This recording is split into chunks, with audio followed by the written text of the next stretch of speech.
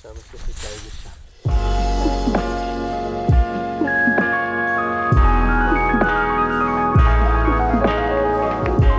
the last video went kind of viral, with people from all over the world saying they want to learn more about how Alik achieves nutritional self-sufficiency on only 750 square meters, doing only 8 hours of work per month.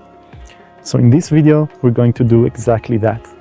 We're going to go through the yearly routine together with photos and videos from the farm, listing exactly how much time each task takes, making this basically a 40-minute tutorial on how to achieve food self-sufficiency yourself. Of course, if you don't live in the Mediterranean climate, you would have to tweak it to suit your area. If you haven't already, I highly recommend that you watch the first video before this one. With that said, let's go. Okay, hello. Hey. Welcome back. Welcome back yourself. Thank you. So we have interesting things going on in the comments, and we thought we're going to do like a brief Q&A to bring some more clarity and to answer some of the questions we have. Yeah, I thought so too. So some people find it hard to believe this 8-hour month schedule, which I can understand. I think some people spend a lot more time if they have a veg garden. So could you maybe go through the yearly season, the veg garden, and then the rest of the things, and say how much time it takes, and also the procedure. So like, how do you actually put it into practice? Well, maybe to begin with, it's worthwhile mentioning that it wasn't so little time right from the start. It took me longer, and so I've been doing this, growing my own food for say 13 years now, and it got better and better all the time. So right now I'm at the stage that it takes me only one day. At first, only the veg garden could take you so much because you don't know how to do stuff. Now I just cut every bit of unnecessary work that I learned that can be omitted, and that I can do without. So this is, I find it hard to believe that it will get even shorter later. So right now this is it. So it takes some time to get to this stage. Okay, so the year, I'd say, I don't know, let's start in say September, which is the first, that's the next coming in a week. I will be planting the first winter crops, so winter vegetables. So every time I do the same thing, I take 1/4 of the garden, the one that is the most mature, the one that has the oldest vegetables in it, because every time I go, I do 1/4, then another quarter every month, and then I go back to the start. So I start with the first quarter of the garden, so it's time to replant it. I start by weed whacking, so just string trimming the whole plot. It takes about, 15 minutes with a mechanic string trimmer, and then I have a nice kind of mushy green stuff on the floor, on the bed. Then I apply compost, a very thin layer, about 1 centimeter thick, so it's like a 1/5 of an inch thick layer. So that will be about 10 liters a square meter on the whole 35 square meters. I take the irrigation system out, so I pull out all the hoses. Then I bring my power tiller, and I shallow till, very shallow tilling of the whole thing.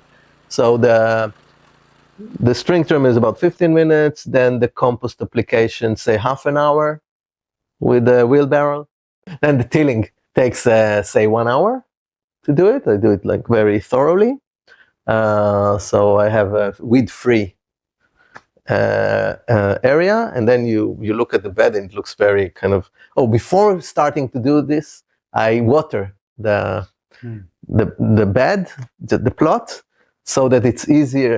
It tills much easier, and it leaves the soil like a cake, like a chocolate cake.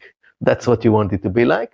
Then I rake it for about 15 minutes, just to flatten the whole area, and then plant, replant, and sow, which takes about 2 hours. So I use about 1.5 cubic meters of compost each season. So in the winter for the vegetable, and then again in the summer. So 3 cubic meters altogether, and another cubic meter for the trees. So about 100 liters each tree before the rainy season. And the rains get it into the soil, and the tree can use it and enjoy so once a year. So, and how much of it do you make yourself? So 1/4, 1 cubic meter, it's from the composting toilet, and 3 cubic meters are bought from mushroom farm that they sell after the mushroom grow. They get rid of the substrate and sell it as a compost. And it's okay. It's not brilliant. I think compost from dairy farms or from cattle is much, much better. But still, it's a personal preference. I'd rather use this than be reliant on the animal industry. So altogether about 4 hours, and that's done once a month, every month, almost every month. So 8 months a year. I don't plant and I do nothing in December and January, and in July and August. So the coldest months and the hottest months, there's no point here in this climate to do it because things just freeze. They just don't move. There's still vegetable coming from. So if for example, I plant the first summer crops in March, and then in April, and then in May, and then in June. So over July and August, I have plenty, all those planted in March. So basically you do like a massive, each month, instead of like going a little bit through the weeds, taking some weeds out, checking things out, you just do like a massive transformation. For a quarter. For 1/4, so you just do massive transformation, just cut everything, compost, till, plant anew. You just don't bother with individual. As far as weeds go, the way I work, I want to see vegetables. I don't want to see weeds. If I see a bed of weeds with vegetables in, I did something wrong, so I need to weed it. If I see a bed of vegetables under which there is a growth of weeds, I don't care. I don't mind. Let them be there, because I know in a week or 2 or a month I will be anyway restarting the whole plot. So what's the point in working hard? And also, many say that weeds are very good for your garden because they have a much deeper roots and they suck up nutrients that would stay down there. And then once they're up inside the body of the weed, and you weed it, and it goes back into the soil, and it's shallow tilling, it stays in the topsoil, and then it feeds the next generation of vegetables. So it's a good thing to have some weeds. There's a reason they're there.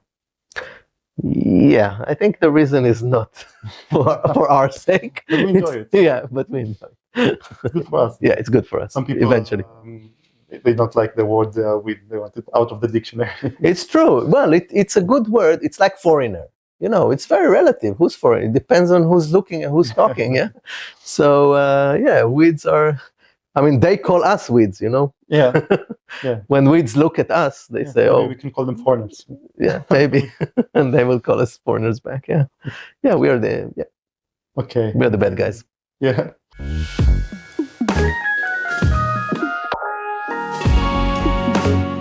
So, as I said, I plant every month because I want to eat every month. I started September. That's the first stripe over there. All this stripe, the first one. Then October, second stripe up until here. Another stripe all the way. So September, October, November. Then December, January, I don't do anything. It's too cold. And then February, the last winter planting. That's the last stripe, which you can see now.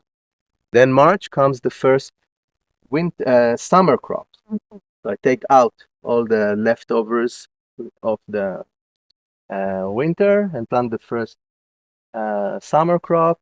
March, April, May. We just did it now. This is May planting, and then June, then July, August, nothing, and then September again. So at each moment, I have plants in 3-4 stages of growing that I only eat from the most mature ones. And then when the winter comes back again, I'll have a different crop. There's a crop rotation. Mhm. So at each and every moment, I use about 1/4. So it's never like the whole plot is working and is producing food. And it's enough. 335 square meters of food, full of food, readily available. That's a lot. Actually, I did this calculation that you showed in a video, and I was planning to have about 300 to 400 kilograms. Eventually, it turns out the garden produces more than 500 kilograms, or half a ton. So I'm not as bad a farmer as I thought I would be. Is it still less though than the industrial calculation? Yes, much less. But I tell you, to be honest, I know people that are really investing in it. So they have bigger plots, and it's partly commercial, they sell stuff, and then they invest much more time, and they have much, much better yields than I do. In the summer, for example, I lose many plants for irrigation problems. So 150 meters just for the vegetables. If you really work even more, you could feed more than one person, probably. Yeah, maybe 1.5. Yeah, 1.5 people per people. Mm-hmm. Yeah. Okay. Yeah, but that's for people who eat a lot of vegetables. I eat nearly 1.5 kilograms a day. Most people don't. Yeah. So it depends, So if someone eats half a kilogram a day, then you can feed 3 people.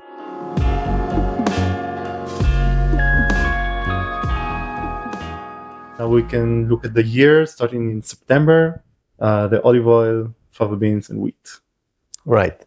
So yeah, September is the first winter crop, then October, then November is a bit of a more demanding time because it's also replanting the veg garden, another plot of 35 square meters, and harvesting the olives. So harvesting, I have 9 trees, olive trees, and harvesting, they're not very big. They're like middle size, not like really mature big ones. And the harvesting is done with an electric harvester. It's a small tool. It's electric. It's connected to the solar power of the house, and then it takes about I'd say between half an hour and 1 hour for a tree, for a person. So what you do, I don't know, maybe people know it. You just spread sheets on the floor, and then this harvester just drops the olives on the floor, and you pick them with the sheets in the middle and put it in a bag. You just bag it. By the end of the day, I have about 200 kilograms of olives. From all of the trees. From all trees together, yeah. Yeah, each year, it fluctuates. So on average, I have 200 kilograms. It can be a little bit more, a little bit less, but it's always like about 4 or 5 out of the trees that are really abundant. And it's not always the same trees. Each year, it changes. And then in the afternoon, I just take it to the nearby village to an oil press. And then wait, because all the neighbors, everyone, all the villages around, it's the same season. Beginning of November, everybody's busy. Very busy place. Very busy. Oil pressing. Yeah, the oil press is very busy, so you have to queue for a long time, stand in line. It's a good place to meet people. Yeah, you meet, you gossip, you know everything about everything, what you want to know, what you don't want to know. And then, at night, eventually, it's your turn, and everything is cold pressed, very traditional with stones. The press itself is electric, but still in the old-fashioned way. So you see the olives at each and every station, and it takes about 1 hour, the whole round. And at the end of the round, you get your Bounty. You get your bounty, yeah, your oil. So I end up with about 40 kilograms, 40 to 50 kilograms, 45 kilograms, say. Almost twice as much as you would use in a year, no? The oil. That's twice. So you get twice as much oil. That's a lot of calories on these 750 meters, which is much more than you. Which I give as like when I'm invited to anywhere, like dinner, whatever. So or even sometimes birthday present and very big, a nice I had container. Oh, you had one? Sorry, I didn't know that. So I don't have wine, so I bring olive oil. When I bought this piece of land, the 9 trees were there already. Yeah. I wouldn't plant 9 trees. There's no need. 2 big trees will give you more than enough for one person. To give gifts. But it's nice to give gifts. Yeah. It's also something maybe we have to think about, to have surplus. Yeah. Okay. So the olives is just this time in November. Very good. Yeah. One day. The next day, I prune the trees. Mm-hmm. So that takes another day, full day, to prune. But I do it only every other year, not every year. And then the pruned bits are being used for the fireplace, for the rocket stove mass heater, which I use for heating at home. Mm-hmm. It's not enough. I need to buy more wood to heat myself, to heat the house. But it's a substantial part of it, and it's very good wood. However, you need to wait for a year before it's ready, because you need it to be very dry. 16 hours. Yeah, 16 altogether with the pruning and everything. For the oil, right? Yeah. Then we have fava beans. Yeah, and then, next thing is, November we finished with the veg garden and the olives. Then December is the time I don't do anything in the veg garden in December and January, but I do sow the seeds, the wheat and the fava. So mid-November, first real rain, all weeds sprout. And then by the early December, everything is green. The whole ground is covered in a very nice green layer, which will become less nice in terms of farming because it's very thick and dense layer of weeds. Yeah. So you want it out. And if I just scatter the seeds on this grass, they will not sprout because you need them in. So the way I operate, I bring a little tractor at this time once a year for about 1 hour, and it goes and it just shallow till the whole area of about 600 square meters, 550, 600, and then taking all those newly sprouted weeds out. Out or into the soil, no? Yeah, out in the sense that they are rooted out. Yeah. All this greenery stays here. December. I did early December, because I know everything sprouted. Now I know it's weed-free. And then I scatter the seeds of the wheat and the fava, separately, of course. And there's another round of the tractor. I go behind the tractor. Once it uproots the weeds, I go behind it and spread the seeds and scatter the seeds. And then the tractor goes another round on the whole plot just to make sure that the seeds go into the soil. Otherwise, they stay on top, ants will eat them. I know it because it happened to me on the first time. Okay. Yeah, I scattered the seeds. The next day, I came to see and I saw little, very nice heaps of seeds around, each one near an ant nest. So you have to cover it somehow. And the easiest way is the tractor is already here. Just let it do another round. And you don't compost this? Never composted. Okay, so far. So 12 years so far, never composted. Right. So all the inputs in terms of compost, it's only for the veg garden. And the olive trees. The seeds are just the wheat, yeah? The wheat, the wheat we eat is seeds. So it's just last year's wheat. You saved from last year. Yeah, sometimes I don't have enough and then I buy. And I'm told it's good to buy, not to stay with your own all the time. The genetics. Yeah, to change a little bit the genetics. And so, it happens. Yeah, almost every year I buy a little. I buy some of it. Also happened that I had to buy everything because I didn't have enough wheat, or I really nearly ate it all. Or the ball came. Yeah, that's in that case. Yeah, you have to buy a lot. For the past 3 or 4 years, I used an electric fence against the wild boar, and now this doesn't help as well. This year was the most disastrous year in terms of like the big, like really big herds. 16 wild boar members. They're big. They're like Family. I don't know if they're family or several families just stand outside your window because they just tore the whole fence. Every place has its issue, and that's the issue we are dealing with most. Okay, so we're in December, and you just scattered the seeds. Yeah, I just scattered the seeds and covered it in soil. Yeah. And the next time I see this plot, well, I see it every day from the window, it's just outside.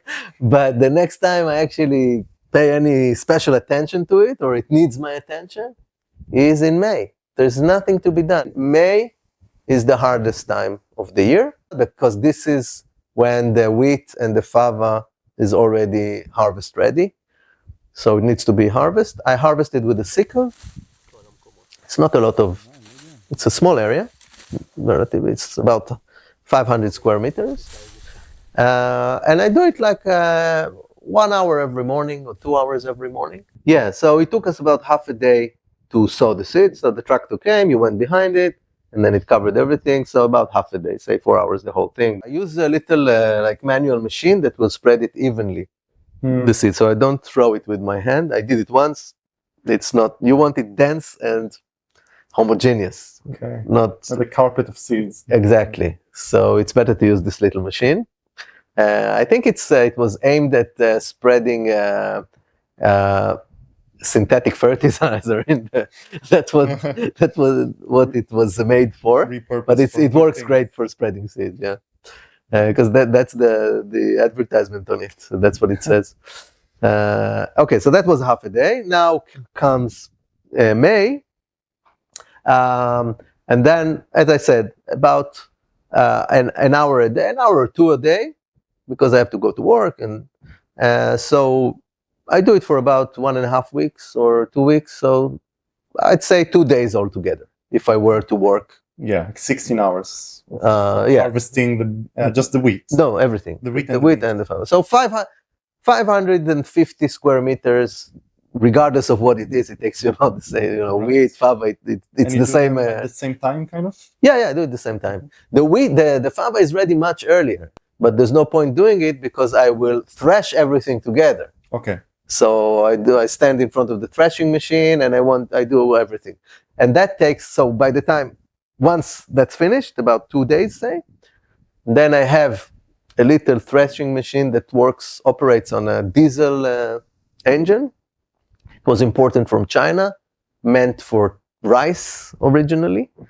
We tweaked it a little bit to be suitable for wheat, and that's it. And then you just feed it with the wheat stalks, and it does everything. It does the threshing and the winnowing because it has a little blower. The thing you get the pure.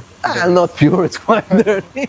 It has many bits and pieces inside, but still, it's clean enough, I would say. Yeah, you can clean it a little more. What you don't want in is these little stones. That's the worry. So the worry is to cut the wheat very well and not uproot it, because then they will have little soil and stones, and the winnower wouldn't blow it away. The blower. Because it's too heavy, and then you'll have it mixed in with your seeds, and you don't want it. And that will take about another 1.5 days, just standing in front of the machine and feeding it, and then storing the whole thing. So once you have the buckets, you have to remove it and put it in a barrel. And so that's like quite a busy time of the year, and it's hot. I guess, it's not great. It's not very pleasant because it's very noisy and you have to put the earplugs and sweating. And so all other things I just described are fun to do. It's fun, you plant and you touch the soil and it's quiet, but this is noisy and not very much fun. You could do it in a more fun way. because there were like the Amish do, they use like manual, the same thing, but instead of an engine, they use the leg power, and just turning something like a sewing machine. Right. Just leg power. Yeah. So leg power. It's very quiet, but then you have to work a lot. Yeah. So that's it. So that's another 4 days. Yeah. Yeah, which is harvesting, threshing, storing. Storing and sowing, everything together, all from beginning to end. The whole thing is 4 days. Yeah. Yeah. Half a day sowing, and then 2 days harvesting, and 1.5 days. Whenever I say a day, I mean 8 hours. 32 hours just for the beans and the wheat throughout the whole year. Yeah, and then you have think about it. It's a very significant portion of your annual calorie intake, and it takes 4 days. It's crazy. So not too bad. As opposed to vegetables that are merely 15%. I said on the previous video, I said 20%, but then I checked it out, and it's 15% of my diet in terms of calories. Yeah, so I work half of the time for the vegetables that take 15% of give me 15% of the calories and take all the water. It's the only place that's irrigated. 50 cubic meters a year of watering, of blue water used, and that's all it gives you. But a lot of vitamin, a lot of fun, a lot of volume. You want volume as well. You want a big plate. You don't want and colors. You don't want to eat colors, fun. Yeah. Well, I mean, fact is, I'm still doing it after 12 years. So apparently, it's rewarding. Yeah. And then July, August, do nothing. Oh yeah. Which is very sensible, because you can't do anything, even if you want. No, it's just terrible. It's like it's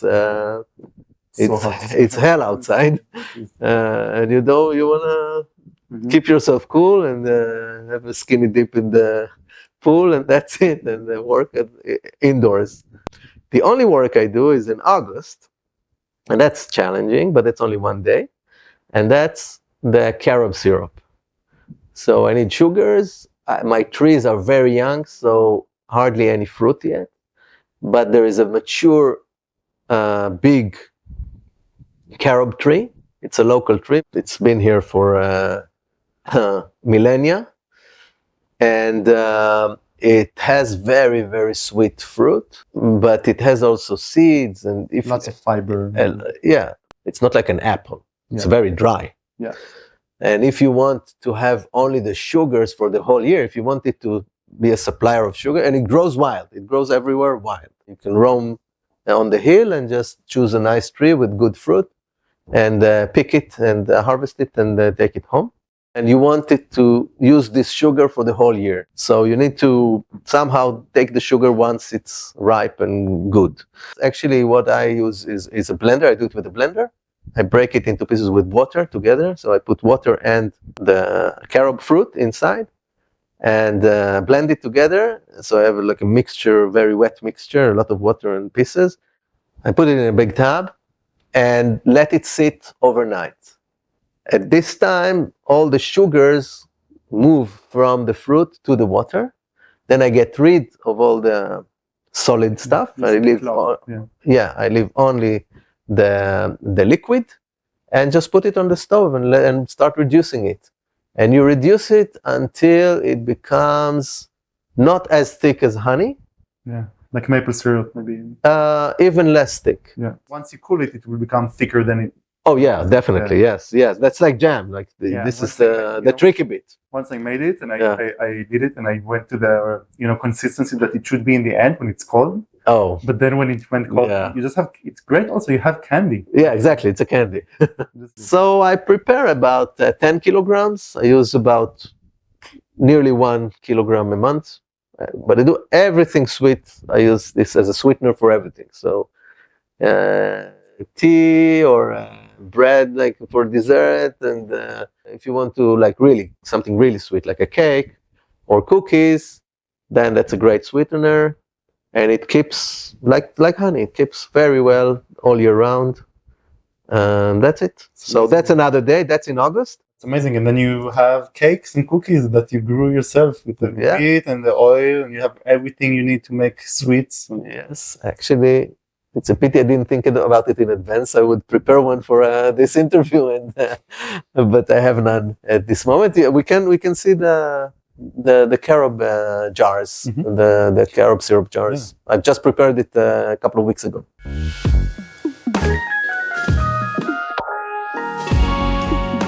Many people have problems with insects. Yeah, people asked in the comments about insects, many questions about it. I don't have very serious problem with insects.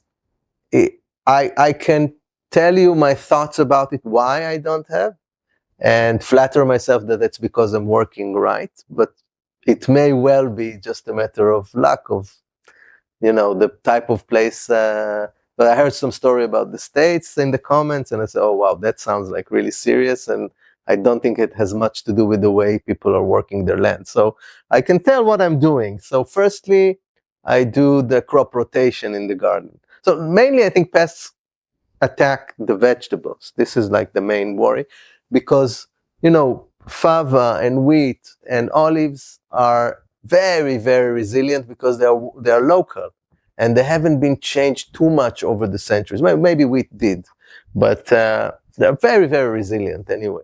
So it's mainly the vegetables because they are, many of them are not local.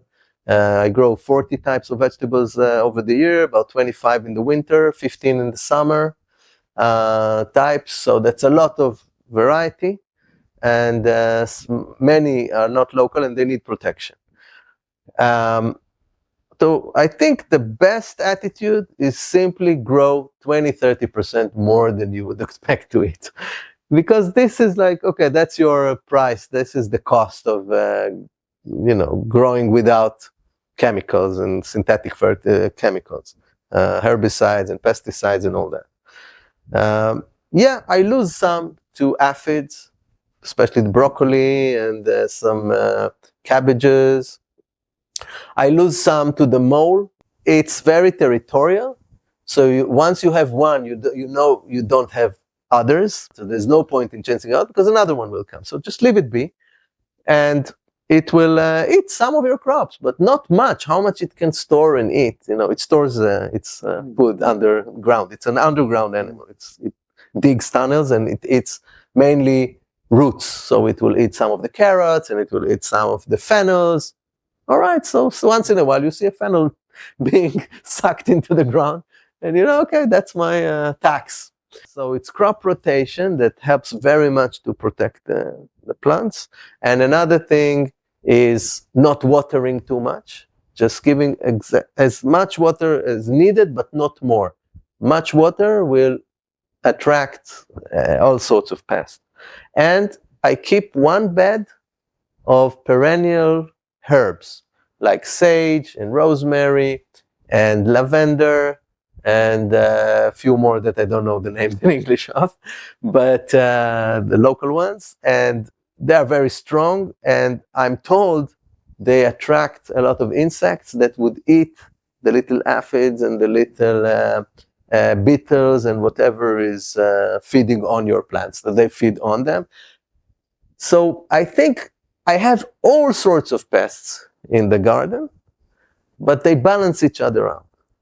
And it's never at the expense of much of my harvest, of my crops.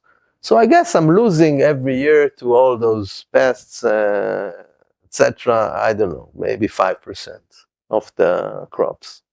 Fine, it's part. I consider it natural. It's not a disaster. It's completely not a disaster, and to be honest, I'm also not very picky about having a little few dots on my on my leaves, and I guess I eat it in a way, but I'm not too worried about it. I'm healthy and never saw it as a problem. Of course, if I see a big worm, I will pluck it out, but otherwise, okay. So there are some dots. I don't know what's in there. If it's cooked. Yeah, fine. So yeah, I keep the the stocks in different places. So I brought it all here so you can see So that's the oil. It's 30 liters in this big container, and 15 liters. This sits, as you saw inside the house, this sits behind, and that's stainless steel. It keeps the oil very well inside, indoors. And these barrels are full of the beans and the wheat, all full of beans. I've also much at home and also ate a lot ever since May. Now it's August, but yeah, that's the fava beans. So it all keeps very well in those barrels, and every time I need to refill the containers at home and the jars, I just take from here and use it. And as the year goes, it goes down until it ends. Then the next harvest comes, and that's it.